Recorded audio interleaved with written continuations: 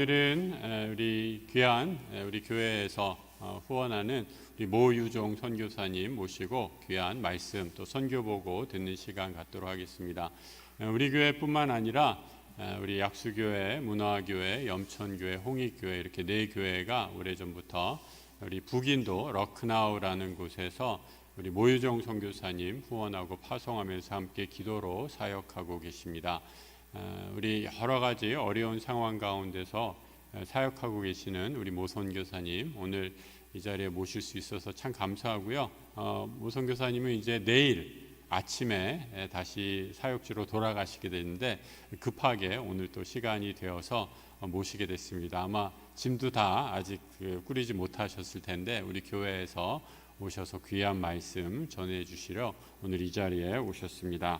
우리 목사님 나오셔서 우리는 알지 못하나라는 귀한 말씀 전해주실 때 하나님께서 우리 교회에 주시는 귀한 말씀으로 받고 은혜의 시간 누리시게 되길 바랍니다. 우리 모 선교사님 나오실 때 큰 박수로 환영해 주시면 감사하겠습니다.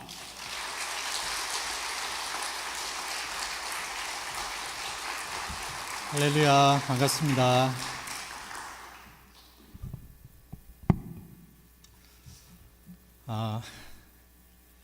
이렇게 가끔씩 들어올 때마다 꼬박꼬박 불러주셔서 우리 성도님들께 인사할 수 있는 기회를 주신 우리 목사님과 교회에 감사를 드립니다. 제가 인도에 처음 간 건 2013년이니까 거의 한 12년 정도 된 것 같은데요. 그때는 파송을 받지 못하고 갔고 2015년에 다시 우리 약수교회를 포함한 4개 교회에 파송을 받아서 새롭게 인도를 가게 됐는데요. 2013년도에 제가 인도를 갈 때에는 갑작스러운 하나님의 부르심이랄까요? 너무 강력한 하나님의 부르심이랄까요? 미친 듯이 주변을 다 정리하고 갔어요.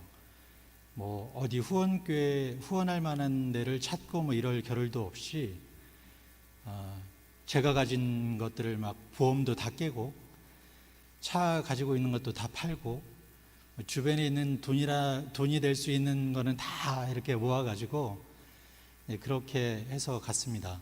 마치 하나님의 부르심을 받은 아브라함처럼 그냥 가라고 하니까 나는 가야 돼 그러면서 그렇게 갔던 것 같아요. 그래서 인도에 갈 때 그렇게 그 마음으로 갈 때만 해도 와, 하나님께서 이제 부르셨으니까 그 부르심에 내가 응답해서 가니까 나를 통해서 하나님이 정말로 큰 사역들을 하시겠구나, 하나님께서 정말 큰 구원의 역사를 이루시겠구나, 내가 막 하는 일들마다 다 잘 되겠구나, 많은 생명들을 구할 수 있겠구나, 이런 막 굉장한 기대를 가지고 갔던 것 같아요. 근데 가가지고 정말 죽도록 고생했습니다. 그리고 가서 할 수 있는 게 하나도 없더라고요.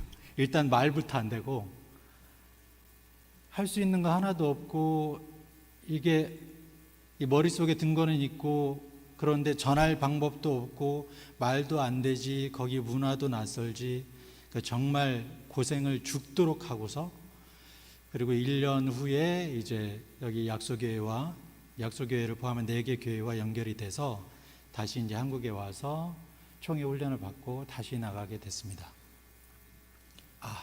이제 하나님께서 드디어 길을 여시나 보다. 제가 처음에 막 갔을 때 정말로 아쉬웠던 거는 뭐 후원금이 많고 적고를 떠나서 이 저를 위해서 기도해 주는 사람이 가족 외에는 없다는 거였어요. 그래서 정말 후원하는 교회가 있었으면 좋겠다. 그랬더니 이렇게 든든한 약수교회 같은 규모의 교회가 총 4개, 하나도 아니고 4개 교회가 파송을 해준다고 그러니까 전 너무 감사했고, 이 많은 성도님들이 우리를 위해 기도하겠구나. 그럼 이제 하나님이 드디어 길을 여시나 보다. 이 막 벅찬 마음에, 기쁜 마음에 그렇게 큰 기대를 품고 갔습니다. 그런데 달라진 게 없어요. 달라진 게 없어. 인도가 물론 어렵지만은 저희 지역이 특히나 어려워서 선교사님들도 거기에 이렇게 한 5년 뭐 이렇게 되면 다른 지역으로 옮기시는 분들도 많고 아예 한국으로 철수하시는 분들도 많고, 그래서 새로운 분들이 계속 오시는가 하면 또 나가는 분들이 있고 그래가지고 계속 늘지가 않아요. 저희 지역에 한 5가정 정도가 계시는데 계속 그 정도 수준을 유지하고 있습니다. 제가 좀 오래 있는 편이에요. 지금 10년, 11년째 들어가니까 굉장히 좀 오래 있는 편에 속하는데, 이게 같은 인도인데 다른 지역에서는 뭔가 되는데, 근데 똑같은 사역들을 우리 지역에서 하려고 그러면 또 안 되거든요. 또 아예 못하게 되는 상황도 있고요. 그래서 많은 성도님들이 기대하시면서 기도하시고 그러는데 마땅한 이 열매가 없어서 늘 죄송한 마음에 안타까운 마음에 그러고 있습니다. 또 인도의 그 사람들의 문화나 또 종교나 이런 그들이 갖고 있는 그 배경들이 우리가 갖고 있는 문화나 배경과는 좀 달라서 예수님 믿는다고 하던 사람도 어느 순간 하루아침에 다시 또 힌두교 그 배경으로 돌아가거나 또 이슬람 배경으로 돌아가거나 하는 일들이 쉽게 벌어지고, 뭐 3, 4대 예수님을 믿었다고 하는 가정의 그런 자녀들도 이 기독교인이라고 말하지 못할 만큼의 그런 모습을 보이기도 하고 실망스러울 때도 많고, 선교사라고 이렇게 나와 있으니까 이 선교사 옆에 붙어 있으면 좀 경제적으로 물질적으로 도움이 되겠구나 해서 선교사 옆에 막 달라붙는 그런 사역자들도 많고, 또 저희가 인도 교회들과 MOU를 맺어서 우리 교단도 MOU를 맺고 있습니다. 그래서 우리가 많은 좋은 프로그램들을 갖고 있으니까 너희들을 도와주겠다 이렇게 하면 인도 교단들은 우리는 다 갖추고 있다, 단지 없는 것은 돈뿐이다, 돈을 우리에게 줘라, 그럼 우리가 다 할 거다 라는 식으로 얘기를 하거든요. 그러니까 이게 좀 어려움이 많습니다. 그래서 때로는 아예 선교사가 다 빠지면 그러면 인도 교회들이 깨어날까? 그러면 오히려 어디 기대지 않고 스스로 기도하면서 그렇게 이 인도를 복음화해 나가지 않을까 하는 생각도 때로는 합니다. 이 기독교 역사는 우리 한국보다 훨씬 길거든요. 우리 조선시대 때 들어왔지만 인도는 벌써 통일신라 시대 때의 통일신라 시대 때의 경교라는 이름으로 이 통일신라의 그 신라 땅에 기독교가 들어와요. 근데 그 경교라는 게 이 당나라를 통해서 들어오거든요. 근데 그 당나라에 들어온 그 경교는, 기독교는 인도에서 들어온 거였어요. 그러니까 통일신라 시대 때 그 이전에 이미 인도에는 기독교가 들어와 있었고, 우리는 그 뒤에 조선시대 때나 돼서 제대로 이제 복음이 들어오고 정착을 하게 되니까 인도는 굉장한 역사를 갖고 있는 거죠. 지금 인도 기독교 인구는 3, 4% 정도밖에 안 되지만 인구가 워낙 많기 때문에 세계 기독교 무슨 회의나 모임을 갖게 되면 이 인구수로 하면 우리나라보다 훨씬 많은 기독교 인구가 있습니다. 그래서 그런 모임에서는 또 인도 기독교의 목소리가 굉장히 크거든요. 그런데 실제로 인도에 기독교의 영향력이 얼마나 미치느냐라는 것을 보면 전혀 기독교의 영향력이 없다고 봐도 무방할 만큼 그렇게 인도 기독교가 인도 안에서 힘이 없습니다. 그래서 이도저도 안 되니까 나도 철수해야 되나? 아예 인도 기독교를 위해서는, 인도 교회를 위해서는, 인도의 복음화를 위해서는 오히려 선교사들이 다 빠지는 게 낫지 않을까? 이런 생각도 하게 되는데, 어느 날 하나님의 말씀을 보면서 이 예수님이 제자들을 부를 때 그러죠. 내가 너희를 부르고 세웠다라고 말씀하십니다. 또 성경 곳곳에서 창세 전부터 내가 너를 택해서 세웠다라는 말씀을 하셔요. 그러니까 구원이 우리에게 있는 것이 아니라 하나님께 있는 것이죠. 구원의 주권이 하나님께 있습니다. 우리에게 있는 것이 아니라 하나님께서 구원하시는 거죠. 내가 이렇게 열심히 노력했으니까 그러면 제가 좀 변화되겠지? 제가 예수님을 믿겠지? 그게 나의 노력이나 나의 힘이나 나의 어떤 잘난 구석이 있어서 저 사람이 구원을 받는 것이 아니라 하나님께서 구원을 하셔야 구원이 되는 거거든요.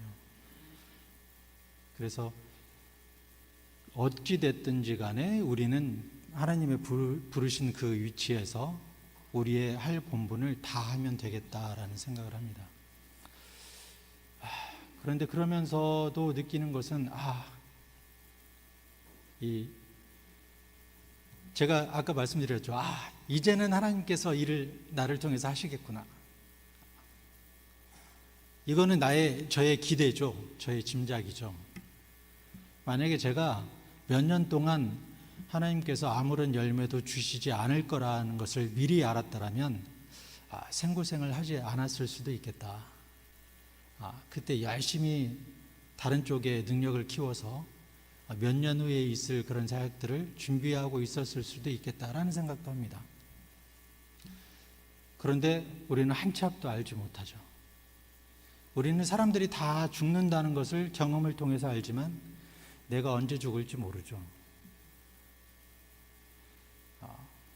우리 성도님들도 예수님을 믿는 순간 이제 드디어 하나님께서 내 삶을 변화시켜서 이제 나도 축복이라는 것을 받고 내 가정이 잘 되겠구나 라고 기대했을지 모르지만 그거는 우리의 기대일 뿐이고 오히려 달라진 것은 없는 경우가 많습니다.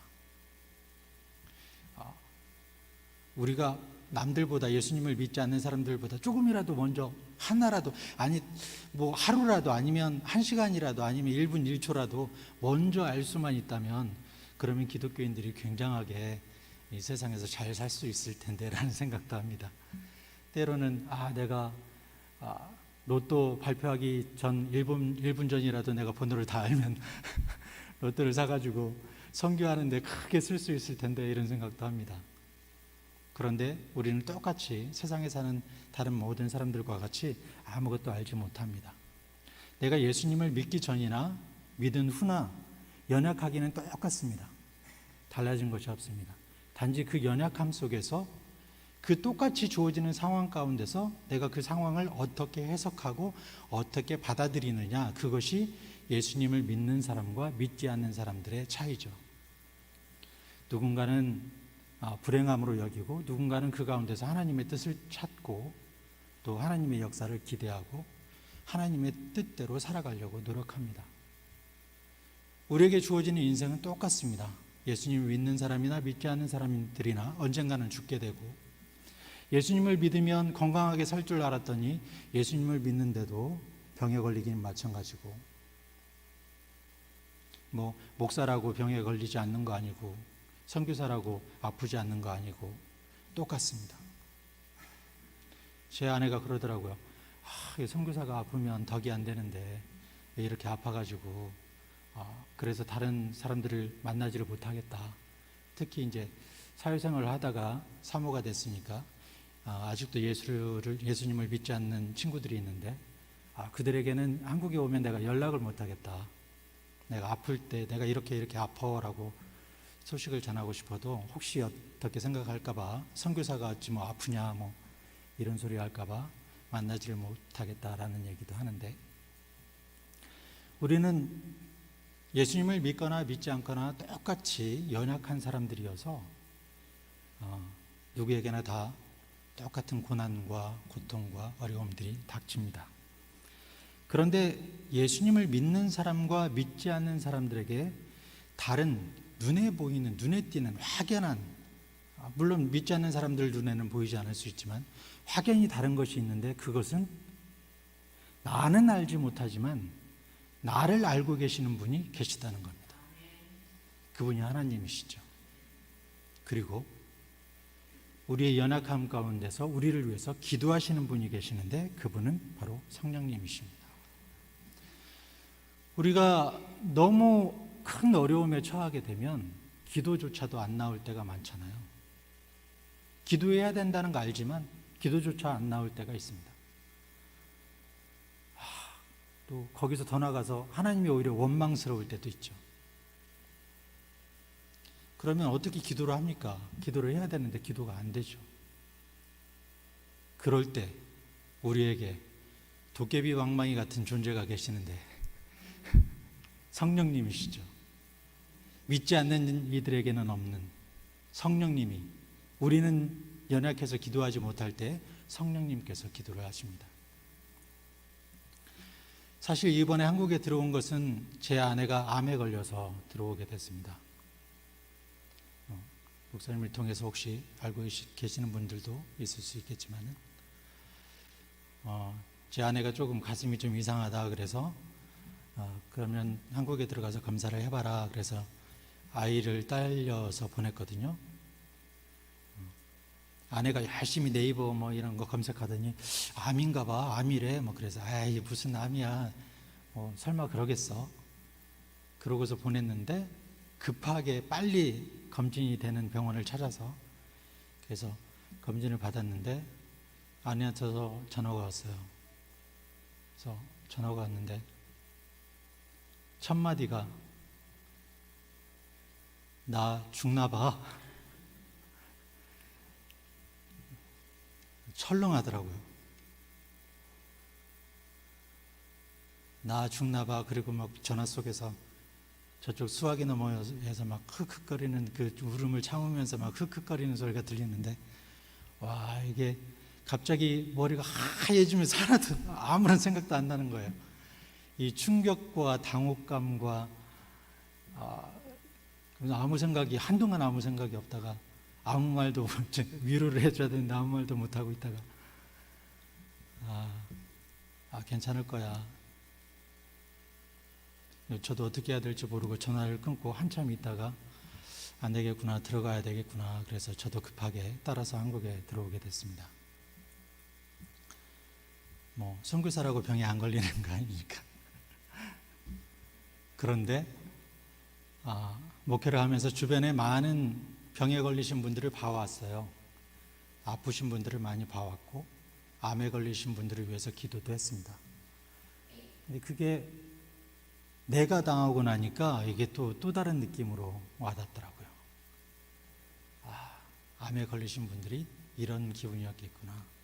세상이 다 무너지는 것 같은 이런 기분. 사람은 누구나 죽기 때문에 나도 언젠가는 죽을 줄 알았지만 이렇게 갑작스럽게 아무런 예고도 없이 찾아올 줄은 몰랐던 거죠. 그러면 이제 생각하는 거죠. 펼쳐놓은 사역들은 어떻게 하지? 하나밖에 없는 딸은 어떻게 하지? 이미 제 아내 오빠가 이미 돌아가셨어요. 병으로. 그래서 장인 장모님이 계시는데 장인어른은 또 전립선 암으로 또 치료를 받으셨고, 이 먼저 아들을 보내가지고 엄청 늘 슬퍼하시거든요. 근데 딸까지 보내면 또 이 장인 장모님은 또 어떠실까? 별별 생각이 다 들면서,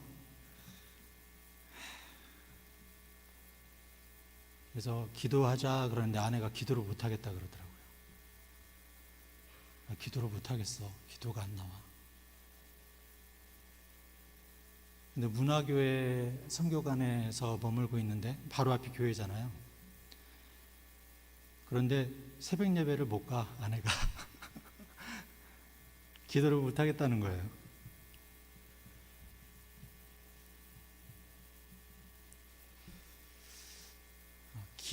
그러면서 오늘의 본문을 보는데 이 기도라는 것은 우리의 힘으로 되는 게 아니구나. 우리의 의로움으로 기도가 응답을 받는 것이 아니구나.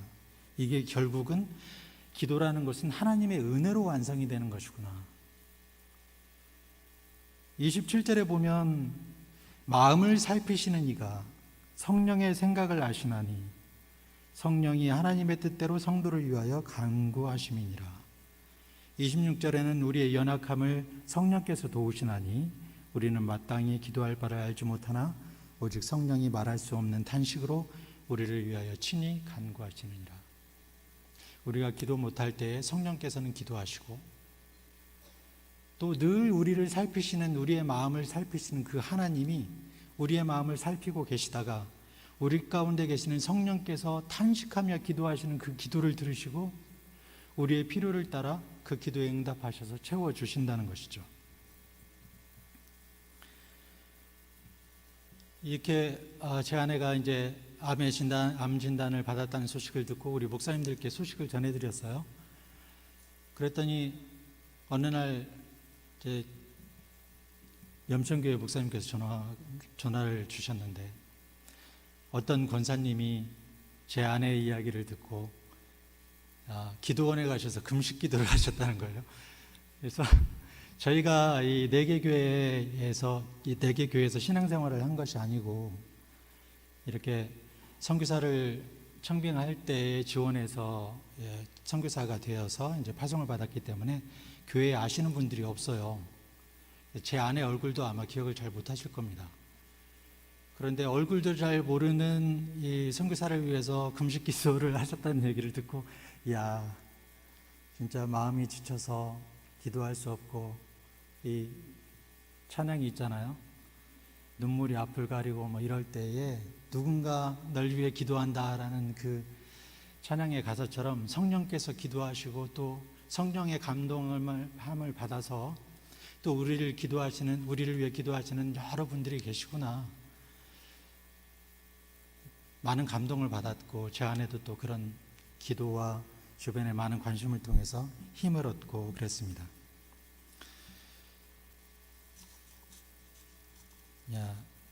우리의 눈물도 우리의 낙심함도 성령께서 기도를 통해서 감사함으로 또 기도의 응답으로 바꾸시는구나. 그러면 이제 우리가 이쯤에서 생각하는 게 있죠. 우리가 기도를 못해도 성령께서 기도하시니까 뭐 우리의 기도는 뭐 있으나 마나네. 그럼 내가 기도를 안 해도 되겠네. 그럴까요? 방금도 읽었지만 27절에 보면 마음을 살피시는 이가 성령의 생각을 아시나니 이는 성령이 하나님의 뜻대로 성도를 위하여 간구하심이니라. 성령께서 간구하시는 거, 기도하시는 것은 성도를 위한 기도입니다.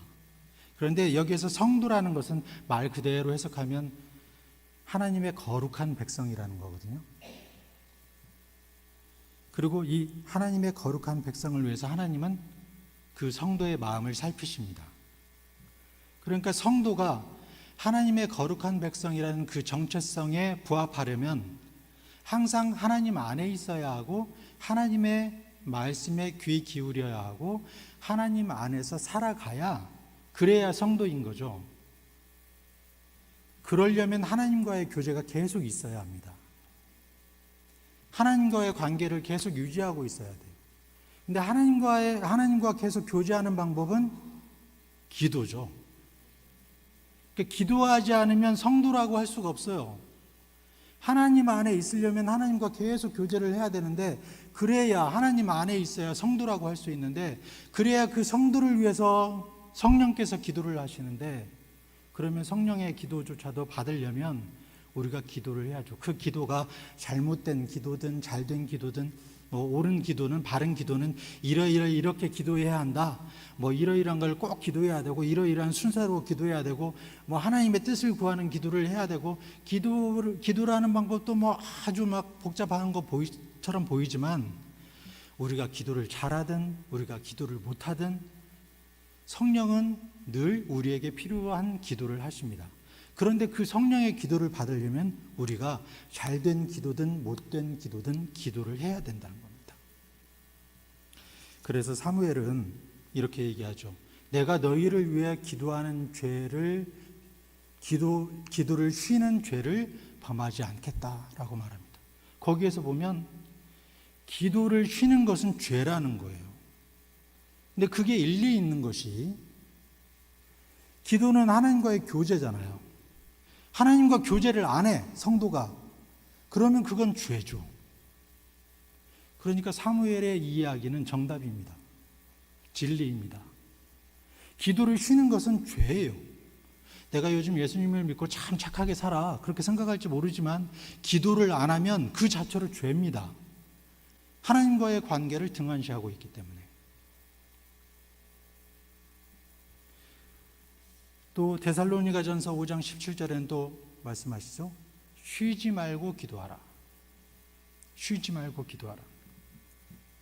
우리가 평생 쉬지 않고 하는 게 있습니다. 살아있는 한 하는 게 있어요. 쉬지 않고 숨 쉬는 거죠. 뭐 아파가지고 이렇게 뭐 뇌사 상태에 빠져도, 무의식 상태에서도, 자는 중에도 끊임없이 하는 거, 숨 쉬는 겁니다. 숨 쉬지 않으면 죽죠. 근데 지금 쉬지 않고 기도하라는 얘기는 숨 쉬는 것처럼 기도하라는 거예요. 그러니까 달리 말하면 기도는 곧 숨 쉬는 겁니다. 기도는 곧 호흡이에요. 사람이 호흡을 안 하면 죽는 것처럼 뇌는 죽었어도 사람이 죽었다고 말하지 않습니다. 뇌사 상태에 빠져서 누워 있어도 숨 쉬고 있으면, 심장이 뛰어서 숨을 쉬고 있으면 죽었다고 말하지 않아요. 그런데 심장이 멈춰서 숨을 쉬지 않으면 그러면 죽었다고 합니다. 우리가 기도라는 호흡을 안 하면, 그러면 하나님의 백성은 죽는 거예요.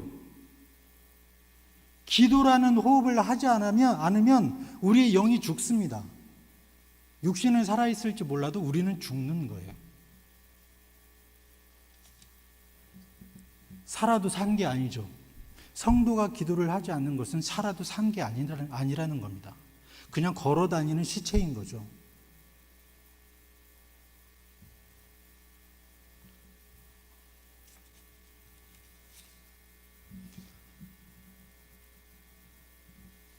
쉼 없이 살아있는 동안 쉼 없이 기도하는 것처럼, 자고 있으나 뭐 뇌사 상태에 빠지거나 쉼 없이 하는 것, 우리가 어렵다고 하지 않고 뭐 좋은 일이 있다고 기도하고 감사하고, 어려운 일이 있으면 기도하지 않고 하나님을 원망하고, 이게 아니라 우리는 쉼 없이 숨 쉬는 것처럼 기도를 해야 우리의 정체성이 바로 섭니다. 그래야 우리를 성도라고 할 수 있고 하나님의 백성이라고 할 수 있습니다.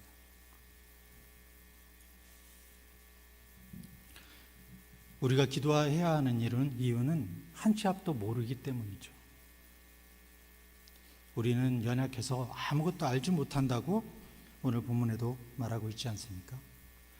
아무것도 모르는데 아시는 분이 계셔요. 우리한테 다 붙어 계시는 성령님께서 다 아시기 때문에 우리를 위해서 기도하십니다. 그 성령님의 기도를 받기 위해서라도 우리는 기도해야 돼요. 기도가 나오지 않으면 그냥 주여 주여라도 하면서 해야 돼요. 어떻게든. 기도를 한다는 것은 하나님께 아뢰는 것이고 하나님의 음성을 듣겠다는 자세거든요. 내가 어떻게든지 하나님과 이 교제하는 그 교제의 끈을 놓지 않겠다는 거거든요.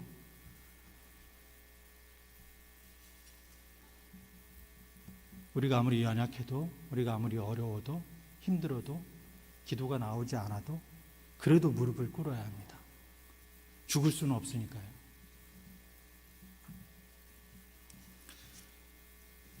우리는 연약해서 아무것도 모른다. 그래서 성령께서 기도하신다. 그런데 28절에 보니까 우리가 아는 게 있네요. 우리가 알거니와 하나님을 사랑하는 자, 곧 그의 뜻대로 부르심을 입은 자들에게는 모든 것이 합력하여 선을 이루느니라. 우리는 아무것도 모르는데 아는 게 하나 있어. 결국 하나님의 부르심을 받은 사람들은 결국 하나님께서 선을 이루시는구나. 이리 꼬이고 저리 꼬이고 막 그런 것 같아도, 얽힌 실타래처럼 보여도 결국 하나님이 선을 이루시는구나. 엄청난 고난 중에도 우리가 이 상황을 이해할 수 있건 이해할 수 없건, 말도 안 돼 하나님을 원망하든 하지 않든, 우리가 하나님 안에 있으면, 우리가 하나님의 뜻대로 나아가려고 하면, 그러면 하나님은 그것을 오히려 선으로 바꾸신다는 거죠. 우리가 미래는 알 수 없어도 살아온 날들은 알잖아요. 미래에 어떤 일이 벌어질지 1분 1초 앞도 우리는 알지 못합니다. 그런데 살아온 날들은 알죠. 내가 살아보니까 하나님이 이러저러하게 역사하셨더라. 진짜 하나님이 뒷짐지고 계시는가 했는데 돌아보니까 이렇게 역사하셨더라. 우리 그거 다 느끼지 않습니까? 성경에도 그런 예가 나오죠. 이삭은 번제물이 될 뻔했습니다. 이삭은 번제물로 제물로 올려져서 죽을 뻔했어요. 그런데 순간 하나님이 아브라함의 그 믿음을 통해서 이 위기를 이삭에게 닥친 이삭의 인생에서 정말 이제 죽음으로 가는 그 상황에서 오히려 그걸 소원으로 바꾸시죠. 또 다른 재물을 예비하셨고 이삭은 아브라함에 이어서 믿음의 조상이 됩니다. 하나님께서 구약에서 본인을 소개하실 때 나는 아브라함의 하나님, 이삭의 하나님, 야곱의 하나님이라고 말하지 않습니까? 하나님의 이름을 성경에서는 말하지 않습니다. 우리도 하나님의 이름을 혹시 알아도 망령되이 일컬지 말아야 되기 때문에 하나님의 이름을 부를 수 없어요. 근데 성경에서도 하나님께서는 나는 누구야? 라고 이름을 말하지 않습니다. 가끔씩 여호와의 증인들이 하나님의 이름은 여호와라고 말하는데 그거 아닙니다. 그건 그냥 단지 히브리어에서 주님이라는 뜻이에요. 여호와 하나님이라는 말은 주 하나님 이런 뜻입니다. 하나님께서는 본인의 이름을 말씀하신 적이 없어요. 그런데 본인을 소개하실 때마다 이렇게 말씀하십니다. 아브라함의 하나님, 이삭의 하나님, 야곱의 하나님이라고 말씀하셔요. 번제물이 될 뻔했던 이삭은 아버지 아브라함의 믿음과 이삭의 순종함으로 하나님을 소개하는데 늘 나옵니다. 믿음의 조상이 돼요. 하나님께서 주신 비전을 가지고 살았던 요셉은 이집트의 노예로 끌려가지만 그가 오히려 이스라엘을 구원하고 이스라엘의 새로운 역사를 만들어 나갑니다. 노예로 끌려갈 때 다 끝났다고 생각했겠죠. 그럴 수 있죠. 그런데 하나님은 그것을 오히려 선으로 바꾸십니다.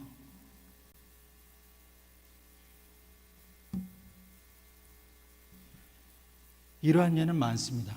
성경의 예를 들지 않아도 우리는 전도할 때마다 내 얘기를 합니다.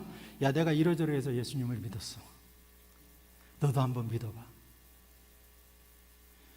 나의 삶이 증언하는 것이죠. 내가 다 몰라. 이 세상이 어떻게 될지 몰라. 내가 언제 죽을지도 몰라. 병에 들지 어쩔지 내가 사업하고 있는데 이것이 잘 될지 어쩔지 아무것도 몰라. 그런데 내가 아는 게 있는데 하나님이 항상 나와 함께 하신다는 거. 하나님이 항상 인도하신다는 거. 하나님이 항상 도우신다는 거. 성령께서 늘 내 옆에서 기도하신다는 거. 어떤 어려움 속에서도 결국은 선을 이루시는 분이 하나님이시라는 거. 나는 그걸 안다.